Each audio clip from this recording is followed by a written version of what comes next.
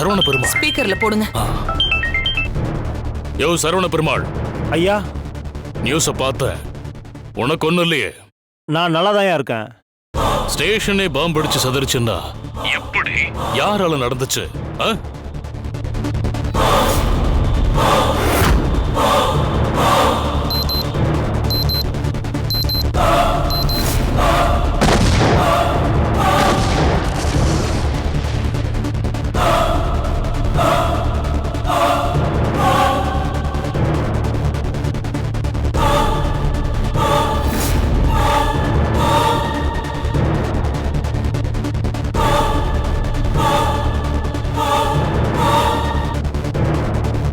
யோ, நான் உனக்கு அவ்வளவு தூரம் சொன்னனே, கேட்டியா?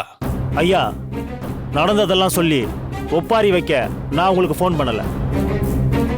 துர்காவுக்கு நாள் குறிச்சிட்டேன்னு சொல்லதான் நான் இப்போ உங்களுக்கு ஃபோன் பண்ணேன். அவளை ஐயா, நீங்க எனக்கு தரேன்னு சொன்ன 10 கோடிய நான் வாங்காம விட மாட்டேன். இத பார், 10 கோடியை விட உன் உயிருக்கு வேல்யூ அதிகம்னு நினைக்கிறேன். நீ ஒன்னும் ரிஸ்க் எடுக்க வேண்டாம். காலன்சாமி எனக்கு ஃபோன் பண்ணாரு.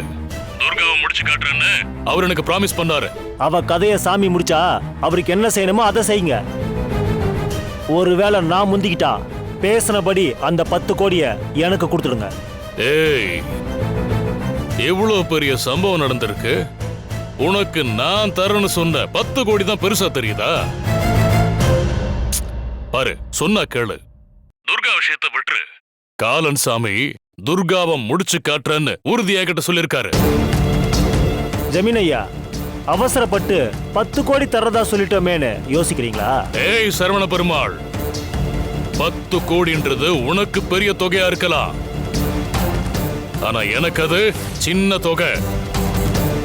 எனக்காக நீ வேலை பார்க்க போய் அதனால உன் உயிருக்கு எந்த ஆபத்தும் வந்துடக்கூடாதுன்னு நான் பாக்குறேன். நான் சொல்றத புரிஞ்சுக்க. துர்காவை நம்மள மாதிரி சாதாரண ஆளுங்களால அழிக்கவே முடியாது. அவளை கீரை வாங்கிட்டு வான்னு நான் மார்க்கெட்டுக்கு அனுப்பலான்னு நினைச்சா கீரை வாங்கிட்டு வரேன்னு அவளே வந்து சொல்லிட்டு போறா. நீ வச்ச கஞ்சா பொட்டலத்தை பாமா மாத்தி ஸ்டேஷனையே இல்லாம பண்ணிட்டா. கரெக்டான டைமுக்கு அங்க நந்தினியையும் வர வச்சிருக்க. துர்காக்கு எதிரா நாம ஒரு பிளான் போடுறோம். அத துர்கா அவளுக்கு தகுந்த மாதிரி மாத்திக்கிறா. ஃபைனலா பாதிக்கப்படுறது யாரு? பிளானை யாரு பண்ணாங்களோ அவங்க பக்கமே பால திருப்பி விடுறா. ஐயா, துர்காவை பத்தி நீங்க சொன்னப்ப எனக்கு புரியல. ஆனா இப்போ எனக்கு தெளிவா புரிஞ்சிருச்சு.